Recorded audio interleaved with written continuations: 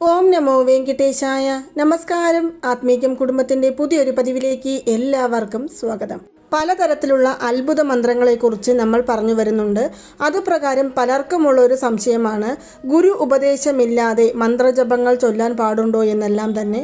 ഈ ലോകത്ത് ഏറ്റവും വലിയ ഗുരുനാഥനായി നമ്മൾ കണക്കാക്കുന്നത് ശ്രീ സാക്ഷാൽ ദക്ഷിണാമൂർത്തി ഭഗവാനെ തന്നെയാണ്.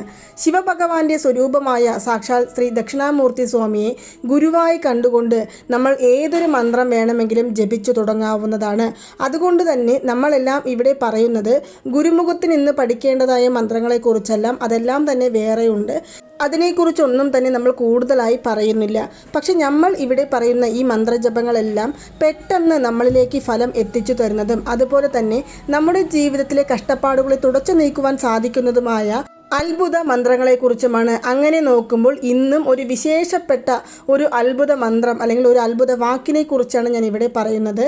സാധാരണ നമ്മളെല്ലാവർക്കും തന്നെ ഓരോരോ പ്രശ്നങ്ങൾ ഉണ്ടാകും. ഞാൻ നേരത്തെ പറയുന്നത് പോലെ തന്നെ പലർക്കും പല വിധങ്ങളിലുള്ള പ്രശ്നങ്ങളിലൂടെയാണ് ഒരു ജീവിതം മുന്നോട്ട് പോയിക്കൊണ്ടിരിക്കുന്നത്.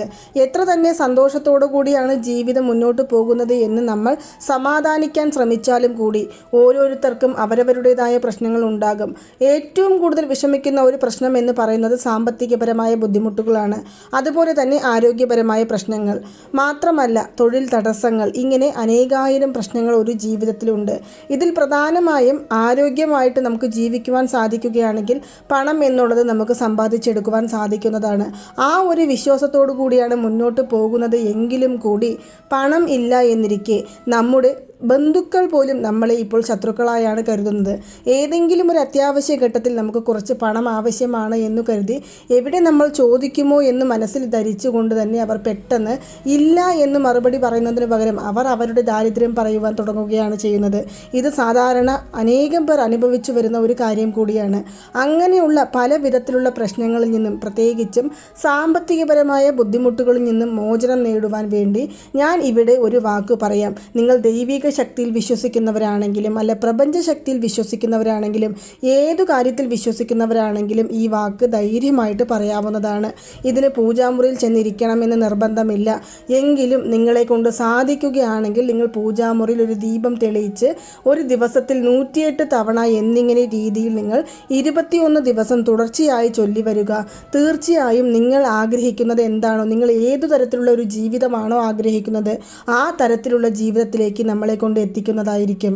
ഈ അത്ഭുത വാക്ക് ചൊല്ലുവാൻ ഏറ്റവും അനുയോജ്യമായ സമയം എന്ന് പറയുന്നത് എല്ലാ ദിവസങ്ങളിലും വരുന്ന അഭിജിത്ത് മുഹൂർത്ത സമയമാണ്.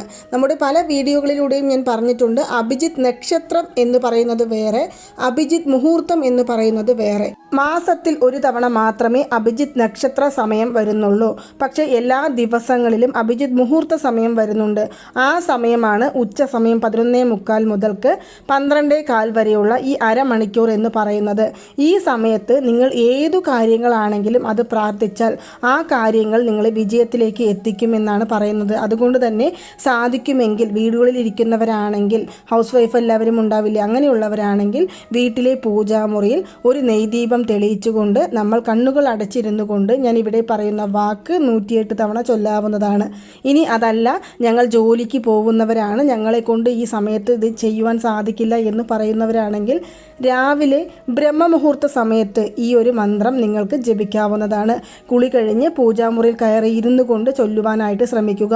ചിലർ പറയും ഞങ്ങൾക്ക് പൂജാമുറി ഇല്ല, ഞങ്ങൾക്ക് പൂജാമുറിയിൽ കയറാൻ സാധിക്കില്ല എന്ന് പറയുന്നവരാണെങ്കിൽ ശുദ്ധമായിരിക്കുന്ന ഏതൊരു സ്ഥലമാണെങ്കിലും, അത് നമ്മുടെ വീട്ടിലെ ഏത് മുറികളാണെങ്കിലും അവിടെ ഇരുന്നു കൊണ്ട് നിങ്ങൾക്ക് ഈ ഒരു വാക്ക് 108 തവണ ചൊല്ലാവുന്നതാണ്.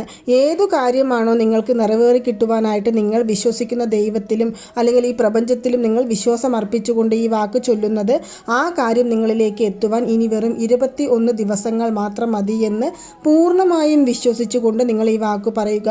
നിങ്ങളെ ആരെല്ലാമാണോ പണമില്ല എന്ന് കരുതി മാറ്റി നിർത്തിയിരിക്കുന്നത്, നിങ്ങളെ ആരെല്ലാമാണോ അവർക്ക് സ്വന്തമായ ഒരു വീടില്ല എന്ന് കരുതി മാറ്റി നിർത്തിയിരിക്കുന്നത്, അതുപോലെ തന്നെ നമ്മൾ എന്തിനെങ്കിലും സഹായത്തിനായിട്ട് അവരുടെ മുന്നിലേക്ക് ചെല്ലുമോ എന്ന് അവർ കരുതി കാത്തിരിക്കുകയാണ് എന്നിരിക്കെ, അങ്ങനെയുള്ള എല്ലാ ആളുകളുടെ മുന്നിലും നമ്മുടെ ജീവിതം ഉയർന്നു വരുവാൻ സാധിക്കുന്ന ഒരു അത്ഭുത വാക്കാണ് ഞാൻ ഇപ്പോൾ ഇവിടെ പറയുവാൻ പോകുന്നത്.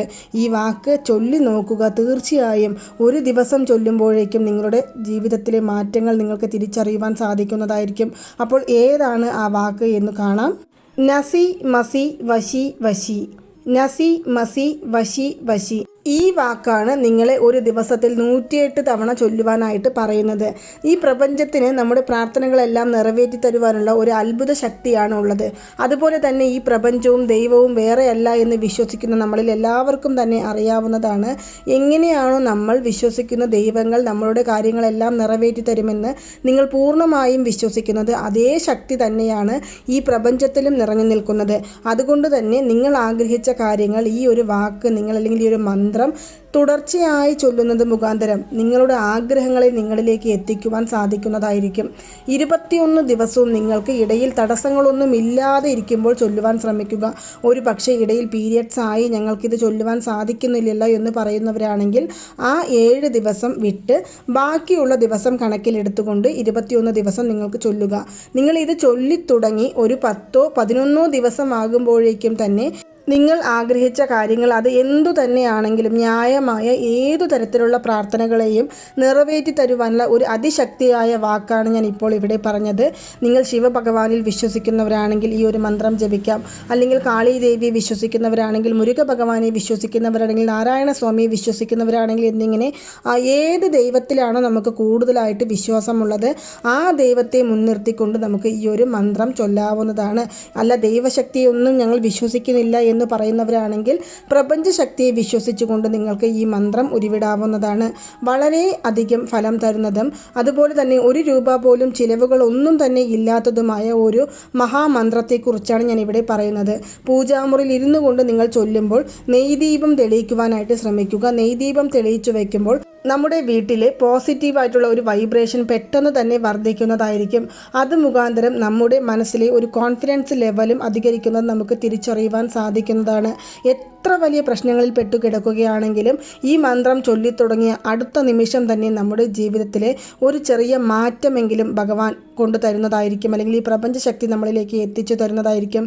വിശ്വാസത്തോടു കൂടി ചെയ്യുക, പൂർണ്ണ ഫലം ഉറപ്പായിരിക്കും.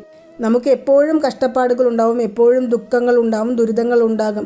ഇതെല്ലാം മാറി കിട്ടുവാനായിട്ടാണല്ലോ ഓരോ പരിഹാരങ്ങളും താന്ത്രികങ്ങളും അതുപോലെ തന്നെ മന്ത്രജപങ്ങളും എല്ലാം നമ്മൾ ചെയ്യുന്നത്. ഇത്രയും ദിവസം ചെയ്തിട്ടും യാതൊരു ഫലവുമില്ല എന്ന് കരുതി വിഷമിക്കുന്നവർക്ക് പോലും പെട്ടെന്ന് ഫലങ്ങൾ തരുന്ന ഒരു മന്ത്രവാക്കാണ് ഞാൻ ഇപ്പോൾ ഇവിടെ പറഞ്ഞത്. 21 ദിവസത്തിനുള്ളിൽ നമ്മുടെ ആഗ്രഹങ്ങൾ നിറവേറി കിട്ടിയാലും ആ 21 ദിവസവും തുടർച്ചയായി നമ്മൾ ഈ ഒരു മന്ത്രവാക്ക് ചൊല്ലുവാനായിട്ട് ശ്രമിക്കുക. വീണ്ടും നമ്മുടെ ആഗ്രഹങ്ങൾ നിറവേറി കിട്ടി, ഞങ്ങൾ വീണ്ടും ചൊല്ലി തുടങ്ങട്ടെ എന്ന് ചോദിക്കുകയാണെങ്കിൽ 1 മാസത്തിനു ശേഷം നിങ്ങൾ വീണ്ടും ഈ ഒരു മന്ത്രവാക്ക് ചൊല്ലി തുടങ്ങാവുന്നതാണ്. അപ്പോൾ നിങ്ങൾക്ക് എല്ലാവർക്കും ഈ ഒരു വീഡിയോ ഇഷ്ടമായി കാണുമെന്ന് വിശ്വസിക്കുന്നു. ഈ വീഡിയോ ഇഷ്ടമായാൽ മറ്റുള്ളവരിലേക്കും കൂടി എത്തിക്കാൻ ശ്രമിക്കുക. നന്ദി, നമസ്കാരം. ഓം നമോ നാരായണ. ഓം നമോ വെങ്കടേശായ നമഃ.